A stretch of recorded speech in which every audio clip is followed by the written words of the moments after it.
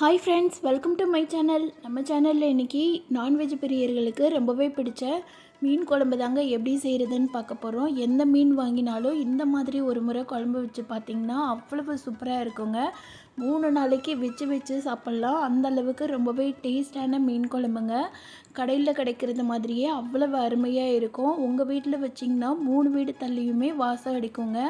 வாங்க இந்த டேஸ்டான மீன் குழம்பை எப்படி செய்கிறதுன்னு பார்க்கலாம். வீடியோக்குள்ளே போகிறதுக்கு முன்னாடி நம்ம சேனலில் சப்ஸ்கிரைப் பண்ணாத ஃப்ரெண்ட்ஸ் எல்லாம் சப்ஸ்கிரைப் பண்ணிக்கோங்க. இந்த வீடியோ பார்த்துட்டு பிடிச்சிருந்ததுன்னா எப்படி இருந்துச்சுன்னு சொல்லிவிட்டு எனக்கு மறக்காமல் கமெண்ட் பண்ணுங்கள்.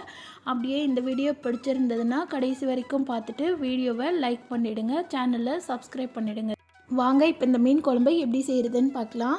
இதுக்கு முதல்ல மிக்ஸி ஜாரில் ஒரு 10லேருந்து 15 சின்ன வெங்காயம், 5-6 பல் பூண்டு, 1 ஸ்பூன் மிளகு, 1 ஸ்பூன் சீரகம், 1/2 ஸ்பூன் அளவு சோம்பு, தக்காளி பழம் ஒரே ஒரு தக்காளி பழம் மட்டும் எடுத்துருக்கிறேன். அதை 4 கீறிக்கோங்க. உள்ளே பூச்சி எதுவும் இருந்ததுன்னு சொல்லி செக் பண்ணிவிட்டு இதை நல்லா பேஸ்ட் மாதிரி அரைச்சி எடுத்துக்கலாம். இப்போ ஒரு மண்சட்டியில் 4லேருந்து 5 ஸ்பூன் வரைக்கும் நல்லெண்ணெய் சேர்த்துக்கோங்க. எண்ணெய் நல்லா சூடானோடனே கடுகு உளுந்தம் பருப்பு போட்டு நல்லா பொரிய விட்டுடலாம். கடுகு நல்லா பொரிஞ்சு வந்தோடனே 1/2 ஸ்பூன் அளவு வெந்தயம் சேர்த்துக்கலாம்.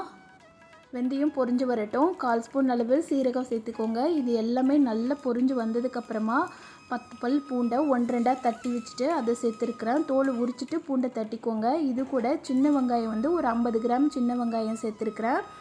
ஒரு கொத்து கருவேப்பிலை, 2 பச்சை மிளகாவை 2 கீறி சேர்த்துருக்குறேன். இதெல்லாத்தையும் சேர்த்து எண்ணெயில் நல்லா வதக்கிடலாம். நீங்கள் புளி சேர்த்து செய்கிற எந்த குழம்பாக இருந்தாலுமே மண்சட்டியில் செய்து பாருங்கள். அதோட டேஸ்ட்டு 2 மடங்காக ஜாஸ்தியாக இருக்குங்க. இந்த குழம்புக்கு வெங்காயம் ஓரளவுக்கு நல்லா வதங்கி வரணும். அப்போ தான் நல்லா டேஸ்ட்டாக இருக்கும். பாருங்கள், ஓரளவுக்கு நல்லா வதங்கிருச்சு. பூண்டுமே நல்லா வதங்கி வந்திருக்கு. இது கூட தக்காளி பழம் 2 தக்காளி பழம் 1-2 கீறி வச்சுருக்கிறேன். அது கூட தக்காளி கூட கொஞ்சமாக மஞ்சத்தூளும் கொஞ்சம் உப்பு சேர்த்துட்டு நல்லா வதக்கிடலாம். தக்காளி நல்லா மசிஞ்சு வரணுங்க. அப்போ தான் குழம்பு திக்கான கன்சிஸ்டன்சியில் கிடைக்கும். அது மட்டும் இல்லை, டேஸ்ட்டுமே நல்லா இருக்கும். மீன் குழம்புக்கு தக்காளியோட அளவு கம்மியாக இருக்கணும், புளியோட அளவு ஜாஸ்தியாக இருக்கணும். அதனால் 2 தக்காளி பழம் மட்டும் சேர்த்துருக்குறேன். இப்போ இது தக்காளி நல்லா வதங்கினதுக்கப்புறமா நம்ம அரைச்சி வச்சோல்ல பேஸ்ட்டு, ஃபஸ்ட்டு எடுத்தோடனே தக்காளி, மிளகு, வெங்காயம்லாம் போட்டு அரைச்சி வச்சோல்ல அந்த பேஸ்ட்டை இது கூட சேர்த்துட்டு எல்லாத்தையும் ஒன்றா மிக்ஸ் பண்ணி நல்லா கிளறி விட்டுடலாம். இதை லைட்டாக வதங்க எண்ணெய் லைட்டாக பிரிஞ்சு வர ஆரம்பிக்கும். அந்த அளவுக்கு நல்லா வதக்கிக்கோங்க. இப்போ இது கூட குழம்பு பொடி சேர்த்துடலாம். இதுக்கு வேறு எந்த குழம்பு பொடியுமே சேர்க்க தேவையில்லைங்க. வீட்டில் இருக்கிற குழம்பு பொடி இருக்குல்ல, அது சேர்த்துக்கோங்க. காரத்துக்கு எப்போ குழம்பு பொடி சேர்த்துக்கோங்க. கொஞ்சமாக கலர் வர்றதுக்காக நான் காஷ்மீரி சில்லி சேர்த்துருக்குறேன். இது ஆப்ஷனல் தான், வேணும்னா சேர்த்துக்கோங்க, இல்லைன்னா ஸ்கிப் பண்ணிடலாம். இந்த மீன் குழம்புக்கு வீட்டில் இருக்கிற குழம்பு பொடி சேர்த்து செய்ததாங்க ரொம்ப டேஸ்ட்டாக இருக்கும். குழம்பு பொடி சேர்த்துட்டு பச்சை வாசம் போகிற வரைக்கும் நல்லா வதக்கி விட்டுடலாம். இப்போ பார்த்தீங்கன்னா புளி 1.5 எலுமிச்சம்பழம் சைஸ் அளவு புளி ஊற வச்சுருக்கிறேன். புளி ஊற வைக்கலைன்னா நீங்கள் இன்ஸ்டண்ட்டாக சுடு தண்ணி வச்சு அதில் ஒரு 5 நிமிஷம் போட்டிங்கன்னா புளி நல்லா ஊறி வந்துடும். இப்போ புளி எல்லாத்தையும் நல்லா கரைச்சி எடுத்துக்கலாம். தக்காளியோட அளவு கம்மியாக இருக்கணும், புளியோட அளவு ஜாஸ்தியாக இருக்கணும். அப்போ தான் மீன் குழம்பு நல்லா டேஸ்ட்டாக இருக்கும். இப்போ புளி எல்லாத்தையும் ஃபில்ட்ரு பண்ணி இந்த மாதிரி கரைச்சி குழம்புல சேர்த்துக்கலாம். புளி கரைக்கும் போது ரொம்ப தண்ணி ஊற்ற வேண்டாம், ஓரளவுக்கு மட்டும் தண்ணி ஊற்றி கரைச்சிக்கோங்க. இது கூட எக்ஸ்ட்ராவாக தண்ணி ஊற்றி நல்லா மிக்ஸ் பண்ணி விட்டுடுங்க. இந்த டைமில் உப்பு சரியாக இருக்கான்னு சொல்லிவிட்டு செக் பண்ணிக்கோங்க. இதெல்லாத்தையும் நல்லா மிக்ஸ் பண்ணி விட்டு லைட்டாக கொதி வர வரைக்கும் வெயிட் பண்ணணும். மீன் குழம்புக்கு தண்ணி கொஞ்சம் எக்ஸ்ட்ராவாக ஊற்றணுங்க. ஏன்னா நம்ம மீன் போட்டோன்னே அதுவும் வேகிறதுக்கு கொஞ்சம் டைம் ஆகும். அது மட்டும் இல்லை, குழம்பு நல்லா வற்ற விட்டு கொதிக்க வச்சு இறக்கினா தான் மீன் குழம்பு டேஸ்ட்டு அவ்வளவு அருமையாக இருக்குங்க. அதனால் நான் இன்றைக்கி 2 டம்ளர் அளவு தண்ணி எக்ஸ்ட்ராவாக சேர்த்துருக்குறேன். இதை சேர்த்து நல்லா கொதிக்க விட்டுடலாம். இந்த டைமில் உப்போட அளவு சரியாக இருக்கான்னு சொல்லி செக் பண்ணிக்கோங்க. இதை ஒரு மூடி வச்சிடலாம்.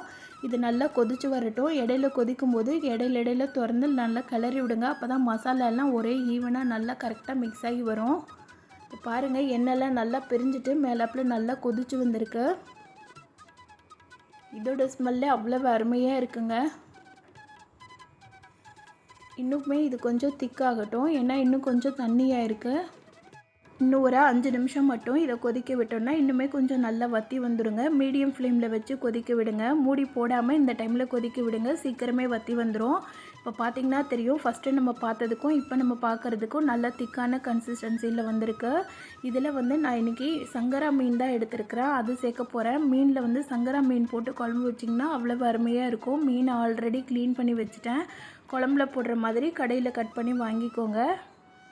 நான் வந்து இன்றைக்கி 3/4 கிலோ மீன் வாங்கியிருக்கேன். அதுக்குரிய மெஷர்மெண்ட் தான் நான் சொல்லியிருக்கிறேன். நான் சொல்கிற மாதிரியே நீங்கள் மீன் குழம்ப இந்த மாதிரி அரைச்சி விட்டு செய்து பாருங்கள், அவ்வளவு சூப்பராக இருக்குங்க. அது மாதிரி மீன் குழம்புக்கு நல்லெண்ணெயும் மண்சட்டியும் யூஸ் பண்ணி பாருங்கள், ரொம்ப டேஸ்ட்டாக இருக்கும். குழம்பு நல்லா கொதித்து ஓரளவுக்கு வற்றி வர்ற டைமில் நீங்கள் மீன் சேருங்க. மீன் சேர்த்துட்டு ரொம்ப நேரம் கொதிக்க விட வேண்டாம், ஏன்னா மீனெல்லாம் கரைஞ்சி வந்துடும். அது மாதிரி மீனை வந்து ரொம்ப நேரம் கலரக்கூடாதுங்க, லைட்டாக பரட்டி மட்டும் விட்டுடுங்க.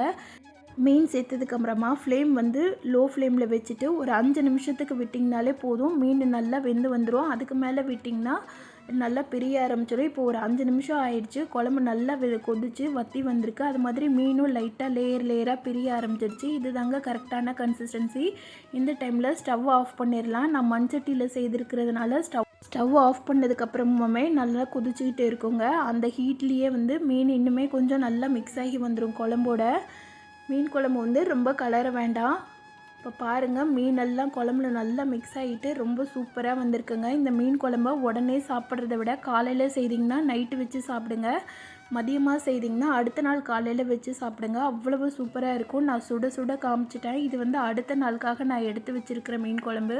இதை வந்து லைட்டாக சாப்பிடும்போது மட்டும் சூடு பண்ணிக்கோங்க. எண்ணெய்லாம் பிரிஞ்சுட்டு மீன் நல்லா குழம்புல ஊறி வந்திருக்கு பாருங்கள், எவ்வளவு சூப்பராக இருக்குதுன்னு சொல்லிட்டு. இந்த டேஸ்டான மீன் குழம்பை நான் சொன்ன மெத்தடில் நீங்களும் உங்கள் வீட்டில் செய்து பாருங்கள். நான் வந்து சங்கரா மீன் யூஸ் பண்ணியிருக்கேன். உங்களுக்கு எந்த மீன் கிடைச்சாலும் இந்த மாதிரி மெத்தடில் செய்து பாருங்கள். செய்து பார்த்துட்டு எப்படி இருந்துச்சுன்னு சொல்லிவிட்டு எனக்கு மறக்காமல் கமெண்ட் பண்ணுங்கள். நீங்கள் கொடுக்குற சப்போர்ட்டில் தான் நான் அடுத்தடுத்து வீடியோ வந்து போட முடியும். அப்போ தான் எனக்குமே வீடியோ போடுறதுக்கு கொஞ்சம் இன்ட்ரெஸ்ட்டாக இருக்கும். பாருங்கள், இந்த மீன் குழம்பு செஞ்சுட்டு இருக்கும்போதே சாப்பிட்ணும் போல் நாக்கில் எச்சி ஊறும், அந்த அளவுக்கு டேஸ்ட்டாக இருக்குங்க இந்த மீன் குழம்பு. இந்த வீடியோ முழுமையாக பாருங்கள், பார்த்துட்டு எப்படி இருந்துச்சுன்னு சொல்லிவிட்டு எனக்கு மறக்காமல் கமெண்ட் பண்ணுங்கள். இந்த வீடியோ பிடிச்சிருந்ததுன்னா இந்த வீடியோக்கு லைக் பண்ணி சேனலை சப்ஸ்கிரைப் பண்ணாத ஃப்ரெண்ட்ஸ் எல்லாம் சப்ஸ்கிரைப் பண்ணிடுங்க. Thank you friends.